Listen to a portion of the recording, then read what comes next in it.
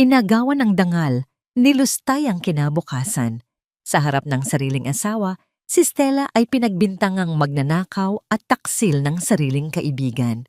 Habang hila-hila ang maleta sa ilalim ng ulan, narinig niya ang tawa ng ahas na si Rachel sa loob ng kalsada ng kanilang tahanan. Ngunit may isang lihim na hindi nila alam. Ang luhang pumatak sa kalsada ay magiging mitya ng kanilang pagguho. Sino ang tunay na kakampi? Pirmahan mo na ang mga papeles na yan, Stella. Huwag mo nang hintayin. Nakaladkarin ka pa ng mga pulis palabas ng bahay na ito dahil sa pagnanakaw mo sa pera ng asawa mo. Ang boses ni Rachel ay parang talim ng balisong na humiwa sa katahimikan ng silid. Malamig, matalas, at walang bahid ng pag-aalinlangan.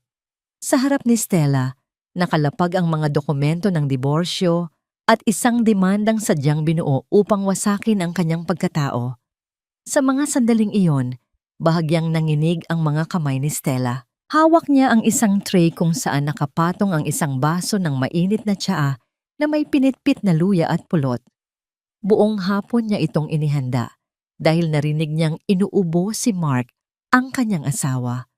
Ngunit ang init ng baso ay hindi sapat upang pawiin ang nanunuot na ginaw sa loob ng kanyang dibdib. Ang bawat patak ng pawis sa kanyang noo ay tila naging yelo nang makita niya ang mga larawang nakakalat sa mesa, mga pekeng ebidensya ng kanyang pagtataksil na alam niyang gawa-gawa lamang ng babaeng itinuring niyang matalik na kaibigan.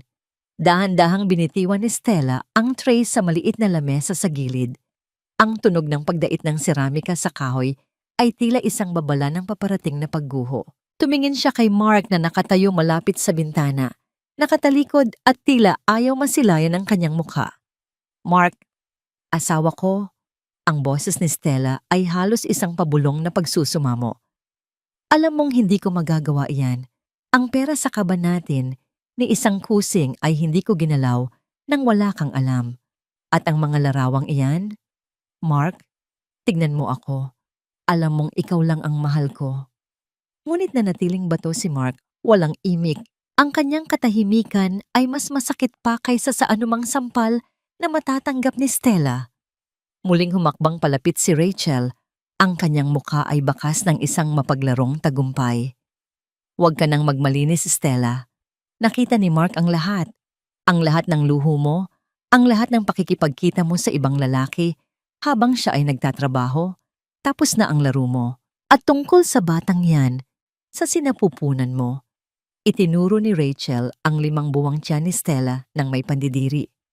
Sino ang makakasiguro kung kay Mark nga yan? Baka pati ang sanggol na yan ay isa ring nakaw na bunga ng iyong kalaswaan. Tila tumigil ang pag-ikot ng mundo ni Stella. Ang kanyang paningin ay nagdilim at ang kanyang pandinig ay napuno ng isang nakabibinging ugong. Ang hapdi sa kanyang puso ay lumipat sa kanyang buong katawan, na tila babawat himaymay ng kanyang kalamnan ay pinupunit ng walang awa. Napakapit siya sa kanyang tiyan, naramdaman ang marahang sipa ng sanggol na tila ba nakikiramay sa kanyang paghihirap. Isang matinding pait ang lumunod sa kanyang lalamunan, ang lalaking pinangakuan niya ng habambuhay, ang lalaking pinagsilbihan niya ng may buong katapatan, ay hinahayaan lang ang ibang tao na bastusin ang kanyang dangal at ang kanilang hindi pa isinisilang na anak. Laya si Stella. Sa wakas, ay nagsalita si Mark, ngunit hindi siya lumingon. Ang kanyang boses ay tila galing sa ilalim ng lupa, malamig at banyaga. Iwan mo ang susi. Iwan mo ang lahat ng gamit na binili ko para sa'yo. Umalis ka bago ko pa makalimutan na naging asawa kita. Hindi na nakapagsalita si Stella. Ang bawat luhang pumatak mula sa kanyang mga mata ay tila apoy na pumapaso sa kanyang pisngi. Marahan niyang inilapag ang kanyang singsing sa ibabaw ng mesa, ang singsing na simbolo ng kanyang pagsasakripisyo at pagtitiis sa loob ng maraming taon. Bit-bit ang isang maliit na bag na naglalaman lamang ng ilang piraso ng lumang damit at ang kanyang mga gamot. Dahan-dahang humakbang si Stella palabas ng kanilang tahanan. Sa bawat hakbang, tila lalong bumibigat ang kanyang dinadala.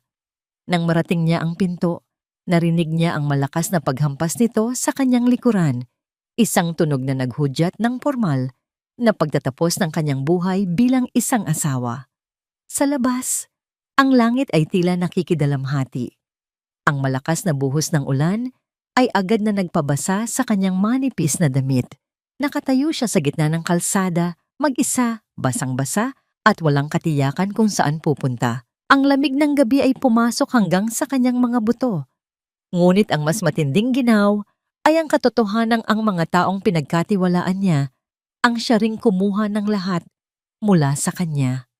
Habang ang tubig ulan ay humahalo sa kanyang mga luha, isang katanungan ang paulit-ulit na umuukit sa kanyang isipan.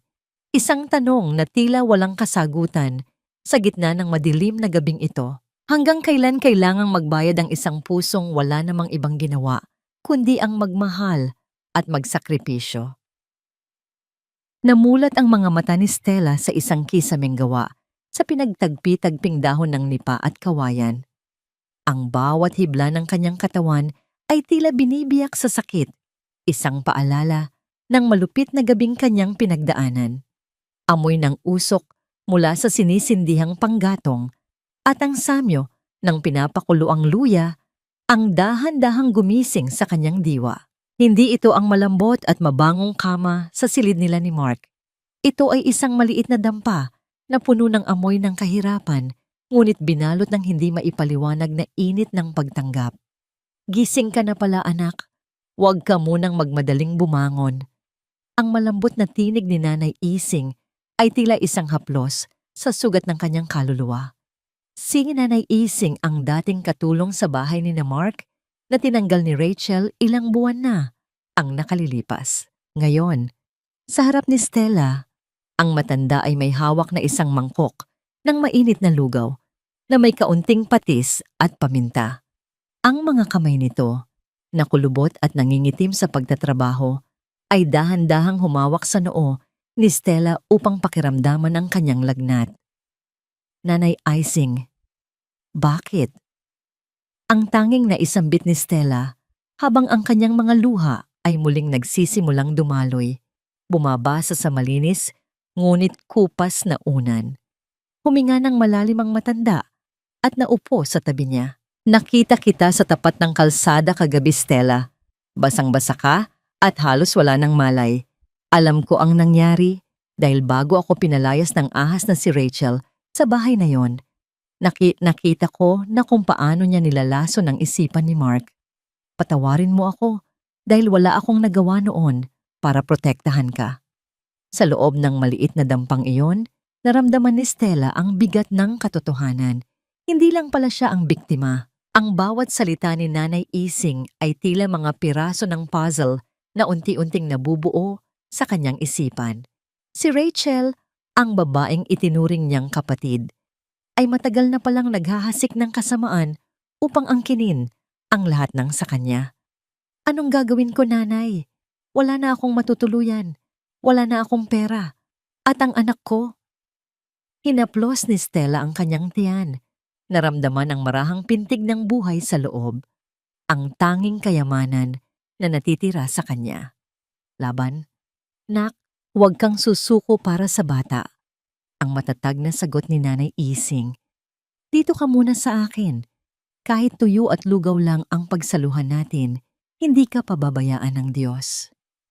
Sa gitna ng kanyang pagdadalamhati, pumasok sa isip ni Stella ang isang pangalan na matagal na niyang ibinaon sa limot, si Mateo.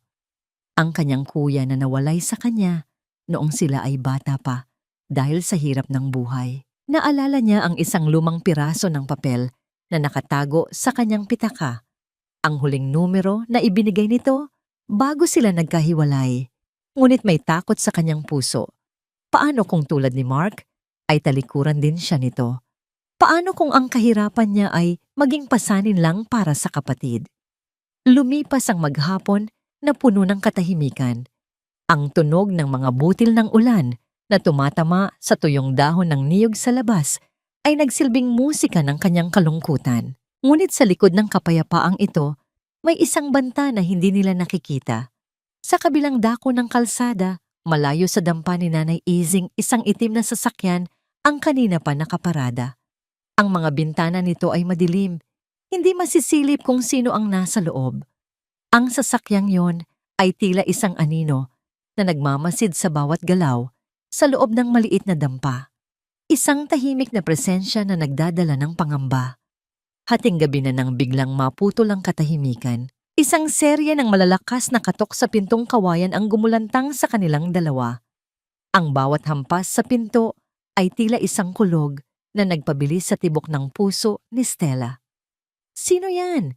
tanong ni Nanay Izing na may halong kaba sa boses. Walang sumagot. Ngunit ang katok ay lalong bumilis at bumigat. Tila ba may nagmamadaling pumasok o may isang panganib na paparating na hindi nila matatatakasan. Niyakap ni Stella ang kanyang sarili. Ang kanyang mga mata ay nakatitig sa pintong tila anumang sandali ay bibigay. Sa dilim ng gabi, ang tanging naririnig niya ay ang sariling mabilis na paghinga at ang banta ng isang bagong unos na muling susubok sa kanyang natitirang lakas. Sino ang nasa labas? Ang mga tauhan ba ni Rachel na nais siyang tuluyang tapusin? O isang multo mula sa kanyang nakaraan na hindi niya inaasahang darating? Dahan-dahang binuksan ni Nanay Izing ang pinto. Ang kanyang kamay ay mahigpit na nakahawak sa isang kapirasong kahoy bilang depensa. Sa labas, sa ilalim ng malamlam na ilaw ng poste, nakatayo ang isang lalaking nakajacket ng pangmotor at may suot na helmet. Hindi maaninag ang kanyang mukha, ngunit ang kanyang tindig ay tila isang dambuhalang anino na nagbibigay ng kakaibang bigat sa hangin. "Sino ka? Anong kailangan mo sa amin sa ganitong oras?" Matapang na tanong ni Nanay Izing. Kahit bakas ang panginginig sa kanyang boses, walang imik na inabot ng lalaki ang dalawang malaking plastik na puno ng mga grocery, bigas, delata, gatas para sa buntis, at mga gamot. May iniabot din siyang isang makapal na sobre. "Para kay Stella." Maikli at baritono ang boses ng lalaki. "Huwag kayong matakot. Galing ito sa isang matandang kaibigan na hindi nakakalimot." Narinig ni Stella ang pagbanggit sa kanyang pangalan mula sa loob ng silid. Pilit siyang bumangon at lumapit sa pinto. Ang kanyang puso ay mabilis na pumipintig sa kaba at pagtataka. "Sino ang nagpadala nito? Wala na akong kaibigang natitira." Sandaling natigilan ng lalaki. Kahit nakatakip ang kanyang mukha, tila naramdaman ni Stella ang titig nito. Isang titig na puno ng lungkot, pangungulila at matinding pag-aalaga. "Huwag mo na munang isipin kung sino. Ang mahalaga ay ang kalusugan mo at ng bata. Gamitin ninyo yan. Babalik ako." Bago pa man makapagtanong muli si Stella, tumalikod na ang lalaki. Ang tunog ng kanyang mga hakbang sa maputik na lupa ay mabilis na lumayo. Kasunod ng pag-andar ng isang makina na unti-unting nawala sa kadiliman ng kalsada. Habang binubuksan nila ang mga grocery, isang maliit na bagay ang nahulog mula sa sobre. Isang lumang panyo na may burdang titik na S. Naniga si Stella. Ang panyong iyon ang tanging alaala na ibinigay niya sa kanyang Kuya Mateo noong mga bata pa sila. Ang bawat hibla ng tela ay tila sumisigaw ng mga alaalang matagal na niyang pilit na kinakalimutan upang hindi siya tuluyang mawasak sa pangungulila. Samantala, sa loob ng marangyang mansyon na dati ay tahanan ni Stella, ibang-iba ang eksena. Nakahiga si Rachel sa sofa habang humihigop ng mamahaling alak. Ang kanyang mga paa ay nakapatong sa lamesang gawa sa kristal. Sa tabi niya, si Mark ay nakatitig sa kawalan, tila isang anino ng dati niyang sarili. "Mark, kailangan na nating ibenta ang lupain sa probinsya na nakapangalan kay Stella. Para sa future natin ito at para na rin mabawi ang mga ninakaw niya sa kumpanya mo." Ang sabi ni Rachel, ang bawat salita ay puno ng kamandag na nakabalot sa tamis ng kunwaring pag-aalala.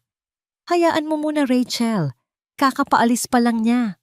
Mahinang sagot ni Mark, ngunit walang lakas na kumontra. Ang kanyang kalooban ay unti-unti nang nilalamon ng manipulasyon ng babaeng nasa tabi niya.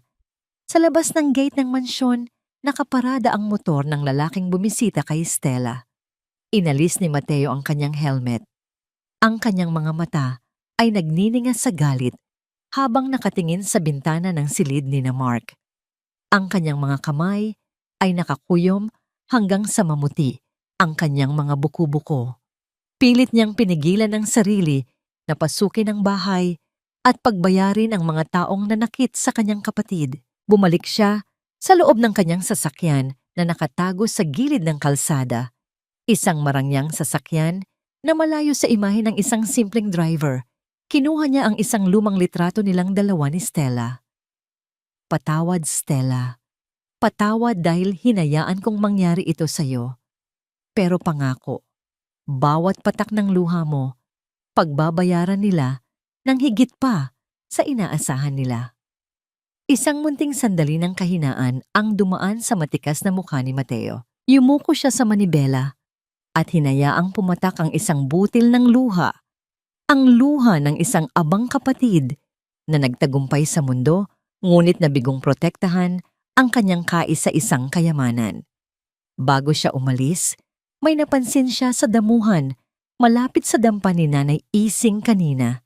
Isang sirang tsinelas ni Stella na naiwan sa putikan noong gabi ng bagyo. Kinuha niya ito at marahang pinunasan ng putik gamit ang kanyang mamahaling polo. Sa tabi ng sirang tsinelas, palihim siyang nag-iwan ng isang pares ng bagong sapatos, matibay at komportable bago tuluyang lumisan. Lumipas ang ilang araw, isang malaking charity gala ang gaganapin sa lungsod, kung saan ang lahat ng matataas na tao ay dadalo. Si Rachel, na uhaw sa atensyon at kapangyarihan, ay nagsumikap na makakuha ng imbitasyon. Narinig niya ang balita tungkol sa pagdating ng isang mahiwagang tech billionaire na si Mateo Valerius. Ang lalaking balita ay nag-iisang tagapagmana ng isang dambuhalang imperyo. Sa gabi ng gala, suot ang isang pulang gown na binili gamit ang pera ni Mark. Pumasok si Rachel sa bulwagan ng may pagmamalaki. Ang kanyang mga mata ay agad na naghahanap sa lalaking magiging susunod niyang biktima upang makaakyat sa tuktok ng lipunan. Eksaktong pagbukas ng malaking pinto, pumasok ang isang lalaki na binalot ng aura ng kapangyarihan at yaman. Ang bawat hakbang nito ay tila nagpapatahimik sa buong silid. Nang magtama ang paningin nila, isang ngiti ang sumilay sa mga labi ni Mateo. Isang ngiting hindi puno ng paghanga, kundi ng isang panganib na hindi pa nararamdaman ni Rachel. Sino siya? Bulong ni Rachel sa sarili, habang ang kanyang puso ay nagsisimulang tumibok ng mabilis sa ambisyon.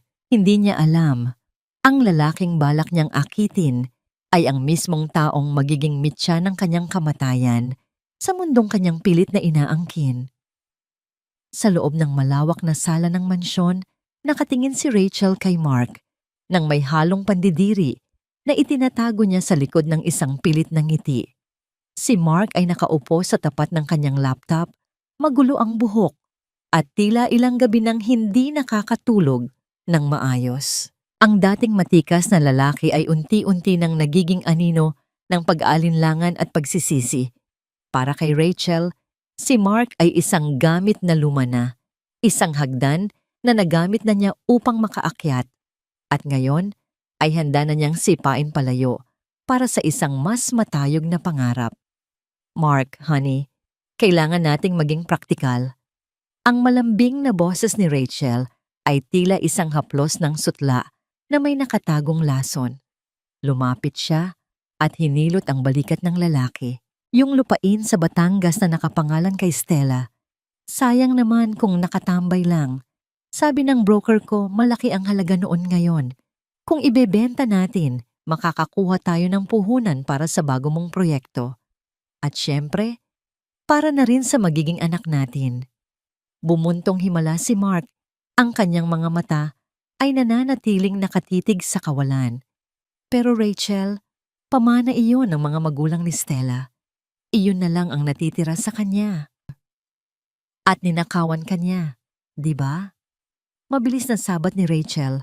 Ang kanyang tono ay biglang naging matigas. Huwag mong kalimutan ang ginawa niya sa atin, Mark. Ang lupang iyon ay maliit na kabayaran lang sa lahat ng sakit na ibinigay niya sa iyo. Isipin mo ang future natin, hindi ang nakaraan ng isang babaeng nagtaksil sa iyo. Habang nilalason ni Rachel ang isipan ni Mark, si Stella naman ay nasa gitna ng isang maliit at mausok na karinderya sa gilid ng highway. Ang amoy ng pinipritong isda at ang singaw ng mainit na kanin ay bumabalot sa kanyang buong katawan. Masakit ang kanyang likod at namamaga ang kanyang mga paa dahil sa buong araw na pagtayo at paghahain sa mga customer, ngunit tinitiis niya ang lahat. Bawat barya na natatanggap niya bilang tip ay maingat niyang inilalagay sa isang maliit na alkansya. Para ito sa panganganak niya, para sa batang tila nagbibigay sa kanya ng dahilan upang gumising tuwing umaga sa kabila ng lahat ng dagok. Sa isang sulok ng karinderya, napansin ni Stella ang isang batang lansangan na matagal nang nakatingin sa mga pagkaing nakahain. Ang bata ay madungis at halatang ilang araw nang hindi kumakain ng maayos. Kahit na pagod at limitado ang kinikita, kumuha si Stella ng isang plato ng kanin at ulam. "Heto, kumain ka muna," ang mahinang sabi ni Stella habang iniaabot ang pagkain sa bata.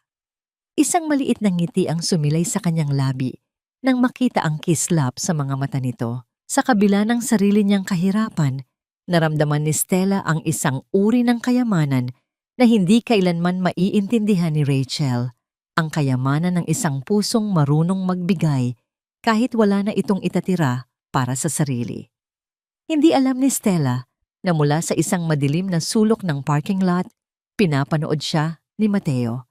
Nakasandal ang billionaire sa kanyang sasakyan. Ang kanyang puso ay nadudurog sa bawat pawis na pumapatak mula sa noo ng kanyang kapatid. Gusto niyang tumakbo, yakapin ito at dalhin sa isang lugar na walang hirap at gutom. Ngunit alam ni Mateo ang karakter ni Stella. Kailangan nitong matutunang tumayo sa sariling mga paa upang hindi na muling mabiktima ng mga mapagsamantala. Ang kanyang tulong ay dapat dahan-dahan, parang isang aninong nagbibigay ng proteksyon nang hindi nakikita. Bumalik ang eksena kay Rachel na ngayon ay abala. Sa harap ng salamin, naglalagay siya ng mamahaling kolorete sa mukha. Naghahanda para sa isang business meeting na siya mismo ang gumawa ng paraan upang mangyari. Isang mensahe ang pumasok sa kanyang cellphone mula sa isang hindi kilalang numero.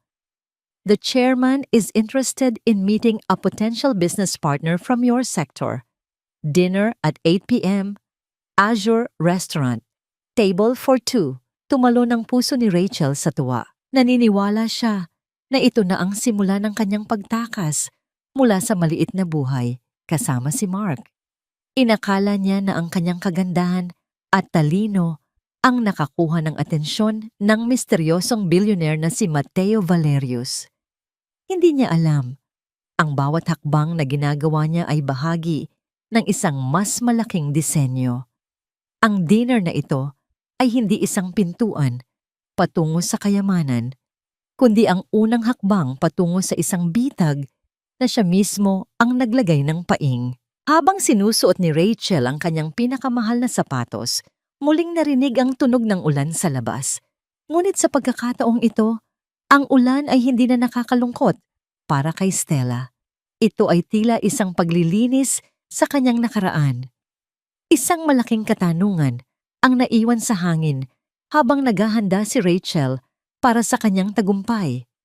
Ano ang gagawin na niya kapag nalaman niyang ang lalaking balak niyang akitin ay ang mismong kapatid ng babaeng pinalayas niya sa ilalim ng ulan?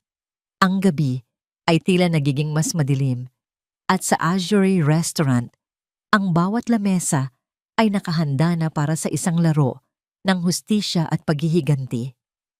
Ang ganda ng tanawin dito, hindi ba, Mr. Valerius? Parang ang buong mundo ay nasa ilalim lang ng ating mga paa. Ang boses ni Rachel ay parang himig ng isang sirena, puno ng pangkukulam, habang tinitignan niya ang mga ilaw ng lungsod mula sa itaas ng Azure Restaurant. Bahagya niyang inikot ang kanyang baso ng mamahaling alak. Ang pulang likido ay tila sumasalamin sa kanyang nag-aapoy na ambisyon. Sa tapat niya, si Mateo ay nakaupo ng may tuwid na likod. Ang bawat galaw ay bakas ng isang tunay na hari. Ang kanyang muka ay isang pader ng misteryo na hindi matibag-tibag. Ang mundo ay madaling maangkin, Miss Rachel. Ang tanong ay kung kaya mo bang panindigan ang bigat ng korona kapag nasa iyo na ito. Isang malanding tawa ang pinakawalan ni Rachel. Sanay ako sa mabibigat na hamon. Sa katunayan, pakiramdam ko ay mas karapat-dapat ako sa ganitong buhay kaysa sa kinalalagyan ko ngayon. May mga tao kasing sadyang hindi marunong magpahalaga sa swerteng nasa harap na nila.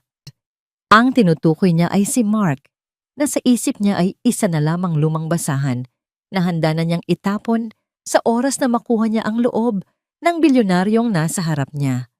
Habang nagpapakitang gilas si Rachel sa karangyaan, sa kabilang panig ng lungsod, ang mundo ni Stella ay unti-unti nang dumidilim. Ang ingay ng mga electric fan sa karinderya at ang sigaw ng mga nagmamadaling customer ay tila nagiging malayo sa kanyang pandinig. Ang bawat hakbang niya ay parang paglakad sa ibabaw ng nagbabagang uling. Ang kanyang paningin ay nagsisimulang umikot at ang mga mukha ng mga tao sa paligid ay nagiging malabong mga anino. "Stella, okay ka lang ba? Ang putla mo na." Narinig niyang tawag ng kanyang kasamaan sa trabaho, ngunit tila nanggagaling ito sa ilalim ng tubig. Pilit nang ngumiti si Stella. Hawak ang isang mabigat na tray ng mga maruming pinggan. "Okay lang ako. Medyo napagod lang." Ngunit sa loob-loob niya, naramdaman niya ang isang matinding kurot sa kanyang puson, isang babala na ang kanyang katawan ay hindi na kaya ang pasaning ibinigay niya rito. Sa isang iglap, ang mundo ay biglang tumagilid. Ang tray na hawak niya ay dumulaas mula sa kanyang mga kamay. Ang tunog ng pagkakabasag ng mga pinggan sa sementong sahig ay tila isang malakas na hudyat ng kanyang pagbagsak. Tuluyan nang nawala ang lakas sa kanyang mga binti. At ang huling naramdaman niya ay ang lamig ng sahig bago siya tuluyang nilamon ng kadiliman. Sa gitna ng pakikipag-usap ni Mateo kay Rachel, biglang nag-vibrate ang kanyang cellphone sa ibabaw ng mesa. Ang kanyang mga mata ay agad na tumalim nang mabasa ang maikling mensahe mula sa kanyang tauhan na nagbabantay kay Stella. The subject collapsed. On the way to the General Hospital. Biglang tumayo si Mateo. Ang kanyang mukha ay naging kasing tigas ng bakal. Ang aura ng pagiging gentleman ay biglang napalitan ng isang mapanganib na tensyon. "May problema ba, Mr. Valerius?" Takhang tanong ni Rachel, bakas ang panghihinayang na mapuputol ang kanilang pag-uusap. Tapos na ang hapunan na ito, malamig na sagot ni Mateo nang hindi man lang tumitingin sa kanya. "May kailangan akong iligtas na mas mahalaga pa sa anumang negosyo o pakikipag-usap sa'yo." Hindi na hinintay ni Mateo ang sagot ni Rachel. Mabilis siyang lumabas ng restaurant, iniwan ang babaeng nakanganga sa gulat at inis. Ang kanyang puso ay tila hinahati sa kaba habang mabilis na nagmamaneho patungo sa ospital. Sa mga sandaling iyon, hindi siya ang bilyonaryong si Mateo Valerius. Siya ang Kuya Mateo na handang ibuwis ang buhay para sa kanyang kapatid. Nang marating niya ang ospital, agad niyang nakita si Stella na nakahiga sa isang stretcher sa emergency room. Maputlang maputla at may mga swero sa kamay. Ang kanyang puso ay nanikip sa sakit nang makita ang kalagayan ng kapatid. Marahan niyang hinawakan ang malamig na kamay ni Stella. Ang kanyang mga mata ay nagbababala ng isang tahimik na panunumpa ng paghihiganti. Ngunit sa gitna ng kanyang pagbabantay, isang pamilyar na boses ang naririnig niya mula sa pinto ng emergency room. "Nasaan si Stella?" Sabi ng katrabaho niya, dinala siya rito. Lumingon si Mateo at nakita si Mark na humahangos. Bakas ang gulo at pag-aalala sa mukha nito. Ang dalawang lalaki ay nagtama ng tingin, ang asawang tumalikod sa gitna ng unos at ang kapatid na naging lihim na tagapagtanggol. Nagulat si Mark nang makita ang lalaking madalas niyang makitang nagmamaneho ng simpleng motor sa paligid ng dampa ni Nanay Ising. Ang driver na inaakala niyang wala lang ay nakatayo sa tabi ng kanyang asawa nang may aura ng isang taong hindi mo dapat kalabanin. Ikaw? Bulong ni Mark, ang kanyang boses ay puno ng pagtataka at namumuong hinala. Anong ginagawa mo rito? At bakit mo hinahawakan ang asawa ko? Nanatiling tahimik si Mateo, ngunit ang kanyang mga mata ay tila mga balisong na nagnanais na sumaksak sa konsensya ni Mark. Ang tensyon sa loob ng maliit na silid ay tila isang bombang anumang sandali ay sasabog, habang si Stella ay nananatiling walang malay sa pagitan ng dalawang lalaking magpapabago sa kanyang kapalaran. Ang hangin sa loob ng pasilyo ng ospital ay tila naging kasing bigat ng tingga. Nakatayo si Mateo. Ang kanyang mga kamay ay nakapasok sa bulsa ng kanyang mamahaling Amerikana, habang si Mark ay hinihingal pa sa pagtakbo. Ang pagkakaiba ng dalawang lalaki ay tila langit at lupa. Si Mateo na binalot ng kapangyarihan at katiyakan, at si Mark na tila isang batang nawawala sa gitna ng sariling pagkakamali. Sino ka ba talaga? Bakit palagi kitang nakikitang umaaligid sa asawa ko? Ang tanong ni Mark. Ang boses ay nanginginig sa pagitan ng galit at takot. Isang mapait na ngiti ang sumilay sa mga labi ni Mateo. Humakbang siya palapit kay Mark hanggang sa maging ilang pulis na lamang ang layo nila sa isa't isa. Ako ang taong pumulot sa kanya noong itinapon mo siya sa kalsada na parang basura. Ako ang taong nakakita sa bawat patak ng luha niya habang ikaw ay abala sa pakikinig sa mga kasinungalingan ng iba. Hindi nakasagot si Mark. Ang bawat salita ni Mateo ay tila isang malakas na suntok sa kanyang sikmura. Bago pa man siya makapagsalita muli, isang doktor ang lumabas mula sa silid ni Stella. Ang tunog ng pagsara ng pinto ay nagpalingon sa kanilang dalawa. Kayo ba ang pamilya ng pasyente? Tanong ng doktor. Ang muka ay bakas ng pag-aalala. Ligtas na ang ina, ngunit ang sanggol ay kailangang maobserbahan ng maigi. Masyadong mataas ang stress at pagod ng pasyente. Kung hindi siya nakarating dito agad, maaaring nawala ang bata. Naramdaman ni Mark ang isang matinding lamig na gumapang sa kanyang buong katawan. Kung wala ang lalaking ito, maaaring wala na rin ang kanyang anak. Sa unang pagkakataon, ang kanyang pag-aalinlangan tungkol kay Stella ay nagsimulang gumuho, pinalitan ng isang nakasusulasok na pagsisisi. Kinabukasan, habang himbing pa sa pagtulog si Stella, bumalik si Mark sa kanilang mansyon upang kumuha ng ilang gamit. Ngunit sa kanyang pagdating, nadatnan niya si Rachel sa kanilang silid. Abalang-abala sa pag-i-edit ng ilang mga dokumento sa laptop. Hindi napansin ni Rachel ang kanyang pagpasok dahil sa ingay ng malakas na tugtog sa kanyang headphone. Dahan-dahang lumapit si Mark at nanlaki ang kanyang mga mata sa nakita sa screen. Iyon ang mga orihinal na larawan ni Stella, ang mga larawang ginamit ni Rachel bilang ebidensya ng pagtataksil. Sa screen, malinaw na makikita kung paano ginamit ang isang computer program upang ipatong ang mukha ng ibang lalaki sa tabi ni Stella. Ang katotohanan ay tila isang kidlat na tumama sa kanyang puso. Ang bawat piraso ng kasinungalingan ay unti-unti nang nabubuo. Anong ginagawa mo, Rachel? Ang mahinang tanong ni Mark na tila isang kulog sa gitna ng katahimikan. Napatalon sa gulat si Rachel at mabilis na isinara ang laptop, ngunit huli na ang lahat. Ang kanyang mukha ay agad na namutla.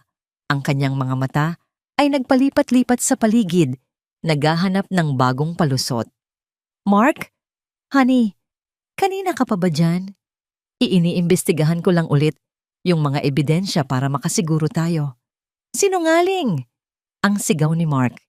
Isang sigaw na nagmula sa kaibuturan ng kanyang pagkasira. Sa galit niya, Nahablot niya ang isang plorera sa mesa at ibinalibag ito sa sahig. Ang tunog ng pagkakabasag ng kristal ay umalingaw-ngaw sa buong bahay.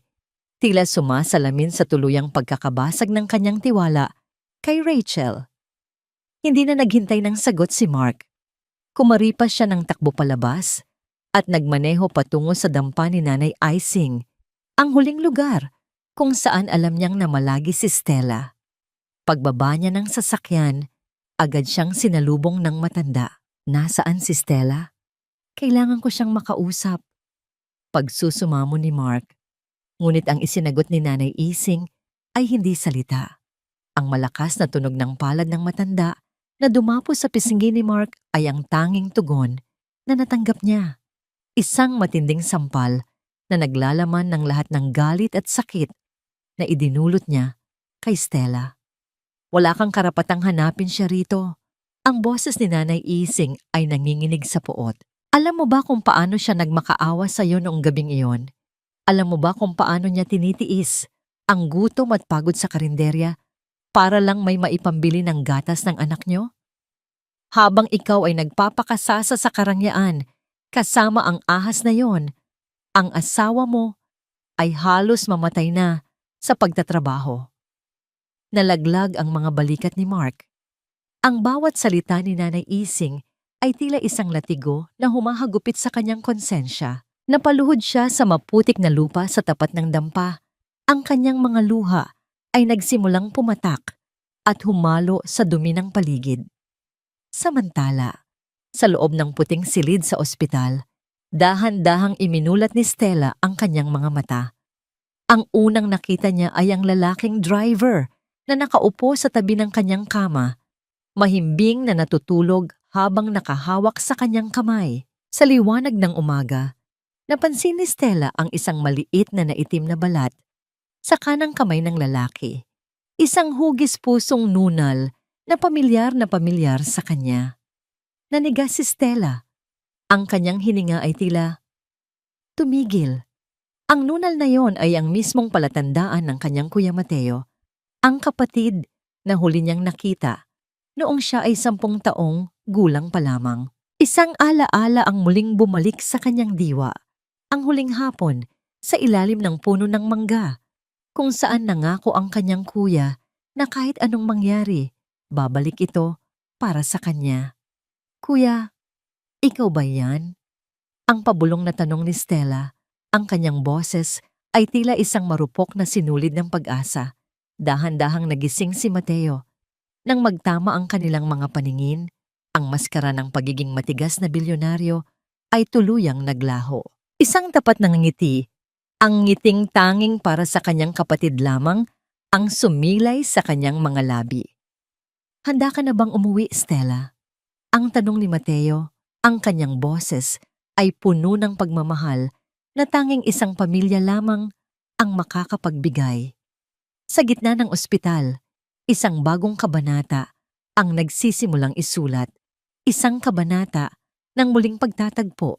Habang sa labas, ang dilim ng paghihiganti ay unti-unti nang bumabalot sa kapalaran ni na Rachel at Mark. Tila tumigil ang oras sa loob ng maputing silid ng pang-ospital habang magkahawak ang kamay ng magkapatid. Ang bawat luhang pumatak mula sa mga mata ni Stella ay tila paglilinis sa mga taon ng hirap at pangungulila. Sa harap niya, ang kanyang Kuya Mateo ay hindi na ang batang laging madungis ang mukha dahil sa pagtatrabaho sa palengke. Siya ay isang lalaking nagtataglay ng kapangyarihang kaya ng baguhin ang takbo ng tadhana. Patawarin mo ako, Stella. Patawad dahil hinayaan kong dumaan ka sa ganitong uri ng pagdurusa. Ang boses ni Mateo ay puno ng pagsisisi habang hinahaplos ang buhok ng kapatid. Nang mahanap kita, gusto ko sanang agad na magpakilala. Pero natakot ako na baka ang yaman ko lang ang maging dahilan ng iyong kaligtasan. Gusto kong makita kung sino ang tunay mong mga kakampi at kung sino ang mga ahas na kailangang putulan ng ulo. Pinunasan ni Stella ang kanyang mga mata, isang bagong kislap ng katatagan ang sumilay sa kanyang paningin. Wala kang dapat ihingi ng tawad, kuya. Ang mahalaga ay narito ka na. Pero hindi ko kayang tanggapin ang lahat ng ito nang wala akong ginagawa. Ang dangal ko ang kinuha nila at ako mismo ang dapat bumawi noon. Mula sa maliit at masikip na ospital, inilipat ni Mateo si Stella sa isang lihim na mansyon sa itaas ng bundok ng Tagaytay. Ang tunog ng banayad na paghampas ng hangin sa mga dahon ng pino at ang katahimikan ng paligid ay nagsilbing gamot sa sugatang puso ni Stella. Doon, pinaligiran siya ng pinakamagagaling na doktor at mga tauhang tanging katapatan lamang ang alam. Samantala, sa gitna ng syudad, si Rachel ay parang isang reynang nagniningning sa kanyang sariling ilusyon. Nakatayo siya sa harap ng salamin, sinusuot ang isang kwintas na gawa sa mamahaling brilyante. Isang huling hiram na karangyaan mula sa credit card ni Mark. Kailangan na nating pirmahan ang pagbebenta ng lupa, Mark. Bukas na bukas din, ang utos ni Rachel habang pinagmamasdan ang sariling refleksyon. Hindi na niya itinatago ang kanyang pagiging dominante.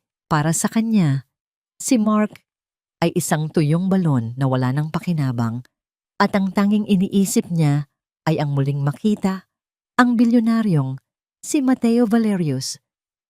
Si Mark na nakaupo sa gilid ng kama ay tila isang aninong unti-unti nang naglalaho. Ang bawat salita ni Rachel ay tila isang ingay na hindi na niya nais pakinggan. Ang kanyang isipan ay nakatuon lamang sa hitsura ni Stella noong huli niya itong makita sa ospital. Maputla, wasak, ngunit may hawak na dignidad na kailanman ay hindi matatagpuan kay Rachel. Gawin mo ang gusto mo, Rachel. Mahinang sagot ni Mark, isang sagot na puno ng pagkatalo, ngunit may nakatagong plano. Pirmahan mo ang lahat ng gusto mong pirmahan. Lingid sa kaalaman ni Rachel, ang bawat dokumentong inihahanda niya ay lihim ng minomonitor ng mga tauhan ni Mateo. Ang kanyang ambisyon ay nagsisilbing hukay na siya mismo ang naghuhukay ng malalim. Sa mansyon sa Tagaytay, dahan-dahang tumayo si Stella mula sa kanyang pagkakahiga. Lumapit siya sa malaking bintana kung saan tanaw ang bulkang Taal. Ang kanyang mukha, na dati ay puno ng takot at pag-aalinlangan, ay naging kasing linis at kasing tigas ng marmol. Isinuot niya ang isang eleganteng puting bestido, ang kulay ng pagsisimula at kalinisan. Handa na ang lahat, Stella. Ang sabi ni Mateo habang pumapasok sa silid. May dala siyang isang asul na folder na naglalaman ng mga ebidensyang wawasak sa mundo ni Rachel. Bukas, magaganap ang unang pagdinig para sa inyong lihon. Handa ka na bang harapin sila? Tumingin si Stella sa kanyang refleksyon sa bintana. Ang kanyang kamay ay marahang nakapatay sa kanyang tiyan, kung saan nararamdaman niya ang malakas na pintig ng kanyang anak. Ang bata ay tila nagbibigay sa kanya ng lakas na hindi niya inakalang taglay niya. Hindi lang lihon ang kukunin ko sa kanila, kuya. Ang malamig na sagot ni Stella. Kukunin ko ang lahat ng kinuha nila sa akin. Ang aking pangalan, ang aking kapayapaan, at ang bawat gabing iniyak ko sa ilalim ng ulan. Kinabukasan, ang gabi ay puno ng tawanan sa mansyon ni Mark. Nagdaos si Rachel ng isang munting salo-salo para sa kanyang mga kaibigan. Ipinagyayabang ang tagumpay sa pagbebenta ng lupain. Ang tunog ng mga basong nagtatama at ang masayang tugtog ay pumuno sa bulwagan. Ngunit sa gitna ng katuwaan, ang malakas na tunog ng pagbukas ng gate ay nagpalingon sa lahat. Ang tunog ng mga sapatos na naglalakad sa marmol na sahig ay tila isang martsa ng paparating na hatol.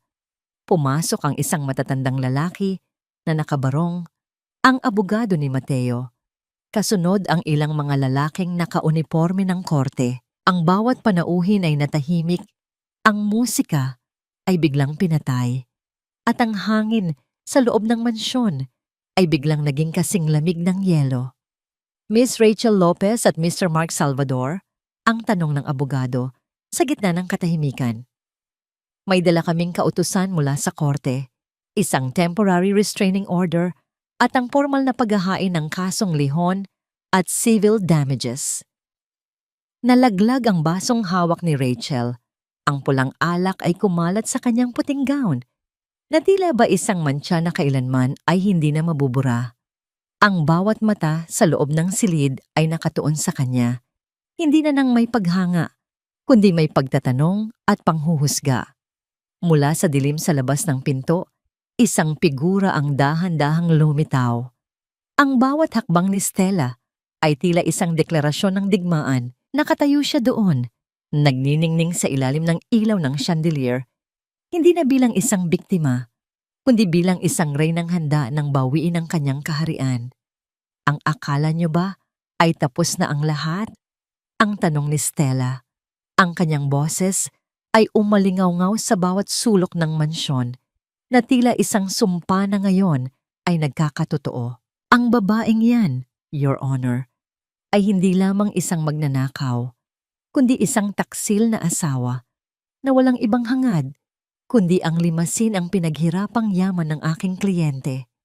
Ang boses ng abogado ni Rachel ay umalingaw-ngaw sa loob ng malamig na silid ng korte, tila isang lason na dahan-dahang kumakalat sa hangin. Sa bawat salitang lumalabas sa bibig nito, ang mga tao sa gallery ay nagsimulang magbulungan. Ang kanilang mga mata ay puno ng panghuhusga na nakatuon sa isang direksyon, kay Stella. Sa gitna ng tensyon, nakaupo si Stella ng tuwid. Ang kanyang mga kamay ay magkadikit sa ibabaw ng kanyang kandungan. Ang kanyang puting bestido ay tila nagbibigay ng sariling liwanag sa gitna ng madilim na silid. Sa loob-loob niya, naramdaman niya ang isang matinding kurot sa kanyang lalamunan. Ang tuyot na pakiramdam ng isang taong nais sumigaw, ngunit pinipili ang manahimik. Ang bawat kasinungalingang binibitaw ng kabilang panig ay tila mga karayom na tumutusok sa kanyang balat, ngunit hindi siya kumukurap. Ang kanyang paningin ay nananatiling nakatitig sa krusipiho sa dingding, habang ang kanyang puso ay mabilis na tumitibok, tila isang ibon na pilit kumakawala sa hawla. Sa kabilang panig ng lamesa, si Rachel ay nakaupo ng may pagmamalaki. Suot niya ang isang itim na terno na tila ba siya ang nagluluksa, ngunit ang kanyang mga labi ay may nakatagong na ngiti ng tagumpay.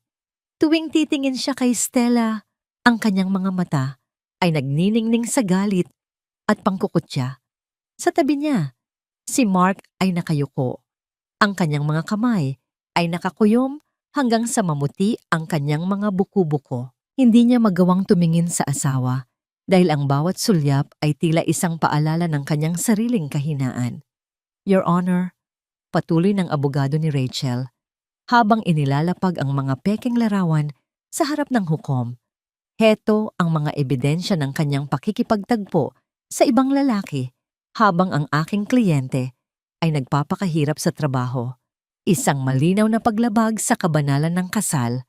Naramdaman ni Stella ang paghinto ng kanyang hininga. Ang mga larawang iyon, ang mga piraso ng kasinungalingan na sumira sa kanyang buhay, ay muling ibinibida sa harap ng lahat. Ang sakit ay hindi na lamang sa puso. Naramdaman niya ang pangangatog ng kanyang mga tuhod at ang panlalamig ng kanyang mga daliri. Ang bawat bulong sa paligid ay tila isang malakas na sampal na nagpapamukha sa kanya ng isang kasalanang hindi niya kailanman ginawa.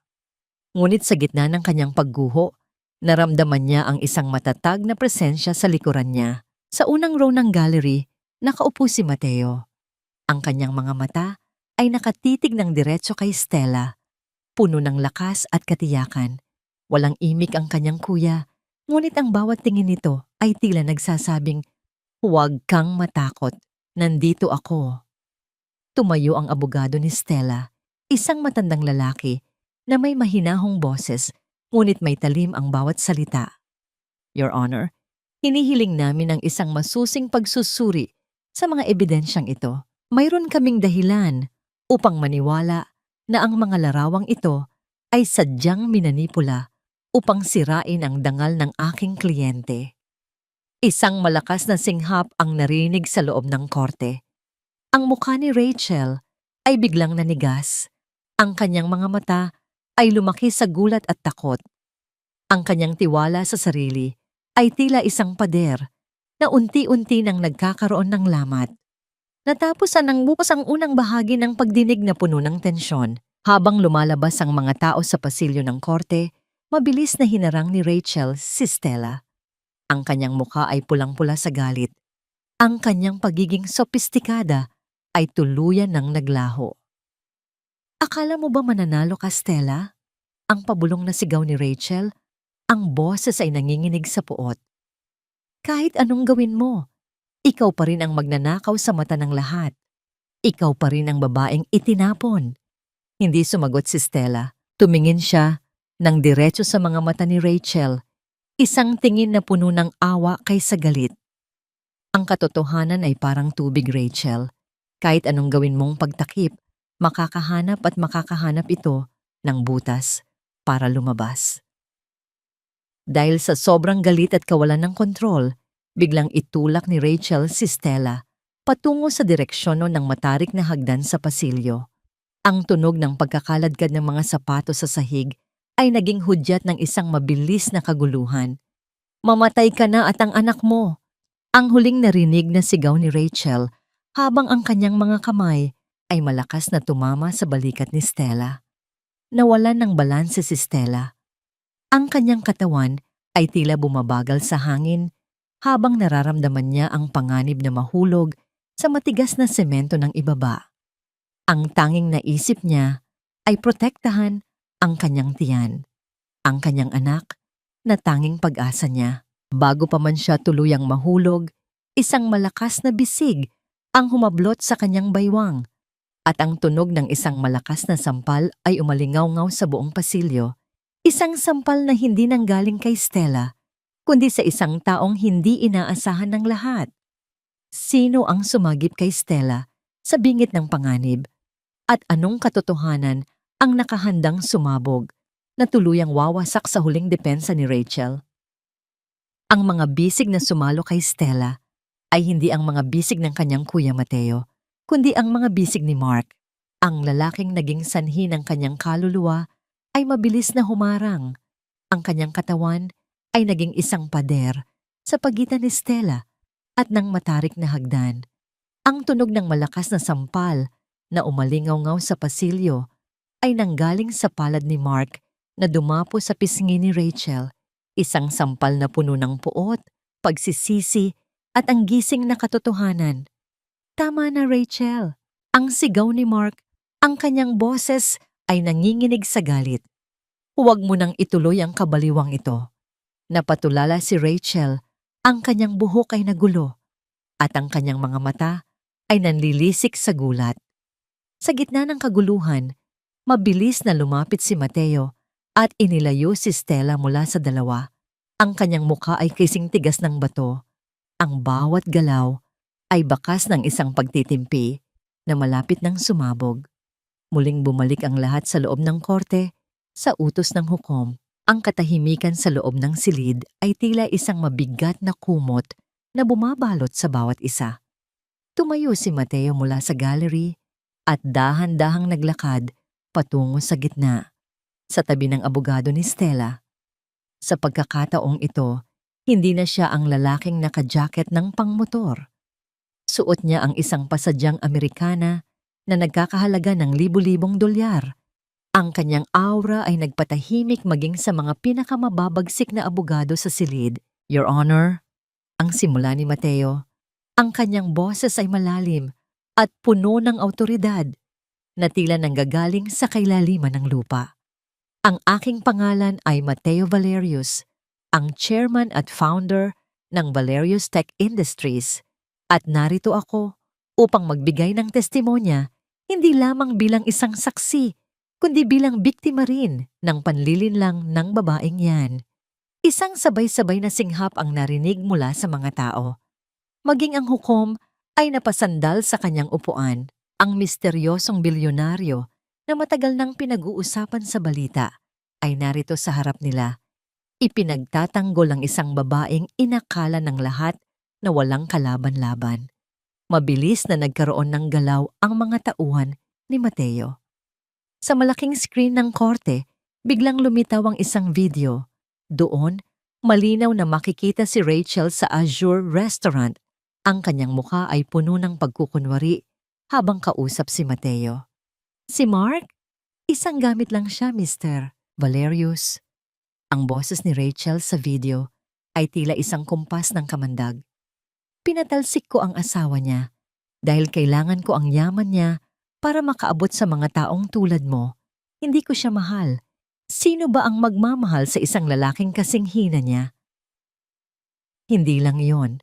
Lumabas din sa screen ang mga digital na bakas kung paano in-edit ni Rachel ang mga larawan ni Stella kasama ang mga resibo ng pagbabayad niya sa isang hacker. Ang huling ebidensya ay ang pinakamatindi, isang ulat ng laboratorio na nagpapatunay na unti-unting nilalason ni Rachel ang kape ni Mark upang mapilitan itong pirmahan ang paglipat ng lahat ng ari-arian sa kanyang pangalan.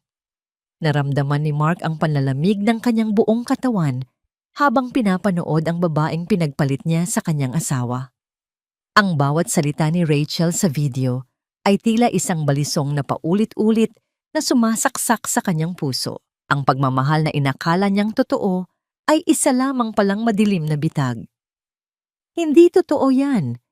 Peke ang mga ebidensyang yan. Ang sigaw ni Rachel, ang kanyang boses ay naging matinis at desperado. Sinubukan niyang tumakbo patungo sa screen, ngunit mabilis siyang hinarang ng mga pulis. Ang kanyang pagiging sopistikada ay tuluyan ng natunaw, pinalitan ng isang mukha ng isang baliw na nawalan ng lahat. Miss Rachel Lopez, ang malamig na tinig ng hukom, ay umalingaw-ngaw dahil sa mga ebidensyang ipinakita. Ang court na ito ay hindi lamang ibabasura ang mga paratang laban kay Stella Salvador, kundi nag-uutos din ng iyong agarang pag-aresto para sa mga kasong falsification of documents, attempted murder, at estafa. Ang tunog ng mga posas na sumasara sa mga pulso ni Rachel ay tila isang musika ng hustisya sa pandinig ni Stella. Ang bawat hikbi ni Rachel habang kinakaladkad palabas ng korte ay tila pagbabayad sa bawat luhang pumatak mula sa mga mata ni Stella sa ilalim ng ulan. Ang galit ng mga tao sa gallery ay sumabog. Mga bulong ng pagkapuot ang sumunod sa pag-alis ng kontrabida. Naiwan sa loob ng silid si Mark, na ngayon ay nakaluhod sa sahig, humihikbi ng walang tunog. Ang kanyang mga balikat ay nanginginig sa bigat ng kanyang pagsisisi. Dahan-dahan siyang gumapang patungo sa paanan ni Stella. Ang kanyang mga kamay ay nais humawak sa dulo ng bestido nito, ngunit tila nahihihiya sa sariling dumi. Stella, patawarin mo ako. Napakagago ko. Ang tanging naisambit niya sa gitna ng kanyang pag-iyak. Tumingin si Stella sa lalaking dati niyang minahal ng buong buhay. Ang kanyang puso ay wala ng galit, ngunit wala na ring natitirang pag-ibig. Ang tanging nararamdaman niya ay isang malalim na katahimikan. Ang katahimikan ng isang taong sa wakas ay malaya na. Tumayo ka, Mark, ang mahinang sabi ni Stella. Ang kanyang boses ay hindi nanginginig. Ang patawad ay hindi ibinibigay sa pamamagitan ng pagluhod. Ibinibigay ito ng panahon. Pero sa ngayon, ang kailangan ko ay ang kapayapaan para sa anak ko. Lumapit si Mateo at inakbayan ng kanyang kapatid. Sabay silang naglakad palabas ng korte. Iniwan ang isang lalaking wasak at isang nakaraang puno ng sakit. Sa labas, ang sikat ng araw ay tila isang mainit na yakap na bumabati sa muling pagsilang ni Stella. Ang hangin ay amoy kalayaan at ang bawat hakbang niya sa semento ay tila isang deklarasyon na ang reyna ay sa wakas ay nakauwi na. Hindi sapat ang salitang patawad para punan ang mga lamat sa isang basong nabasag na. Ngunit ang bawat piraso nito ay maaari pang buuin para maging isang bagong sining. Ang mga salitang ito ay dahan-dahang isinulat ni Stella sa kanyang diary habang siya ay nakaupo sa beranda ng isang bagong bahay sa tabi ng dagat. Lumipas ang ilang buwan mula nang gumuho ang mundo nina Rachel at Mark sa loob ng court. Ang tunog ng banayad na alon na humahaplos sa dalampasigan ay tila isang oyayi na nagpapatulog sa mga alaala ng sakit at pait. Ang hangin ay amoy asin at kalayaan, isang bango na malayo sa amoy ng lason at panlilinlangagma na dati niyang kinagisnan. Sa loob ng selda, si Rachel ay unti-unti nang nilalamon ng sarili niyang kadiliman. Ang bawat gabi ay puno ng kanyang mga pagsigaw at pagiyak, pilit na kinakausap ang mga anino ng kanyang ambisyon. Nawala ang kanyang kagandahan, ang kanyang mga mata ay naging malalim at puno ng takot. Ang dating reyna ng manipulasyon ay isa na lamang bilanggo ng sariling konsensya, namumuhay sa ilalim ng malamig na rehas na siya mismo ang nagpanday. Isang hapon, habang nag-aayos si Stella ng mga bulaklak sa kanyang hardin, isang pamilyar na sasakyan ang huminto sa labas ng gate. Bumaba si Mark, suot ang isang simpleng t-shirt at maong. Wala na ang kislap ng kayabangan sa kanyang mga mata. Ang natira ay ang bakas ng isang lalaking dumaan sa matinding pagsisisi. May dala siyang isang maliit na asul na sapatos para sa sanggol at isang buke ng puting liryo. Stella, ang tawag niya. Ang boses ay nanginginig at puno ng pag-aalinlangan. Maari ba tayong mag-usap? Kahit sandali lang. Huminto si Stella sa kanyang ginagawa, ngunit hindi siya lumapit sa gate. Kung tungkol ito sa bata, Mark, alam mong hindi ko siya ipagkakait sa'yo. May karapatan ka bilang ama. Pero kung tungkol ito sa atin, tapos na ang usaping iyon. Napayuko si Mark. Ang bawat patak ng pawis sa kanyang noo ay tila simbolo ng kanyang paghihirap. Alam ko, hindi ko hinihiling na bumalik ka. Hinihiling ko lang na mapatawad mo ako sa lahat ng pagkabulag ko. Ang makita kang ganito na nakatayo sa sarili mong mga paa ay sapat na para malaman kong wala na akong puwang sa buhay mo. Gusto ko lang maging isang mas mabuting tao para sa anak natin. Tumingin si Stella sa malayo, sa abot tanaw, kung saan nagtatagpo ang langit at dagat. Pinatawad na kita, Mark. Hindi dahil karapat-dapat ka, kundi dahil karapat-dapat ako sa kapayapaan. Ang galit ay isang lason na hindi ko na gustong itago sa puso ko. Pero ang pagpapatawad ay hindi nangangahulugan ng pagbabalik sa dati. Ang Stella na kilala mo ay namatay na noong gabing itinapon mo siya sa ulan. Dahan-dahang inilapag ni Mark ang mga bulaklak sa tapat ng gate at tumalikod. Ang bawat hakbang niya palayo ay tila isang pagkilala na ang pagkakataong binaliwala niya ay hinding-hindi na muling babalik. Nang hapon ding iyon, dumating si Mateo kasama si Nanay Ising. Isang malaking sorpresa ang dala nila, ang titulo ng isang bagong bahay at lupa na nakapangalan kay Nanay Ising. Ang matanda ay napaiyak sa tuwa. Ang kanyang mga kamay ay nanginginig habang hinahawakan ng dokumento. Ang utang na loob ni Stella ay tuluyan ng nabayaran ng higit pa sa inaasahan ng sinuman. Kuya, salamat, ang pabulong na sabi ni Stella habang nakasandal ang kanyang ulo sa balikat ni Mateo. Wala iyon, Stella. Ang makita kang nakangiti ng totoo, ang pinakamalaking tagumpay ko. Ang sagot ni Mateo. Ang kanyang boses ay puno ng pagmamalaki. Ang huling sikat ng araw ay nagbigay ng kulay ginto sa paligid. Hinaplos ni Stella ang kanyang malaking tiyan. Nararamdaman ang malakas na sipa ng kanyang anak. Ang bata ay tila excited na masilayan ang mundong ito. Isang mundong hindi na puno ng kasinungalingan, kundi ng pag-ibig at katotohanan. Sinimulan ni Stella ang kanyang foundation para sa mga kababaihang biktima ng pang-aabuso. Sa bawat babaeng natutulungan niya, tila ba unti-unti ring naghihilom ang sarili niyang mga sugat. Ang kanyang buhay ay naging isang inspirasyon, isang patunay na ang isang pusong nasira ay maaari pang maging mas matibay kaysa dati. Habang naglalakad ang magkapatid patungo sa dalampasigan, isang maliit na bata ang tumatakbo sa malayo. Hinahabol ang mga ibon. Sa isip ni Stella, nakikita na niya ang kanyang anak na ganoon din kasaya at kalaya.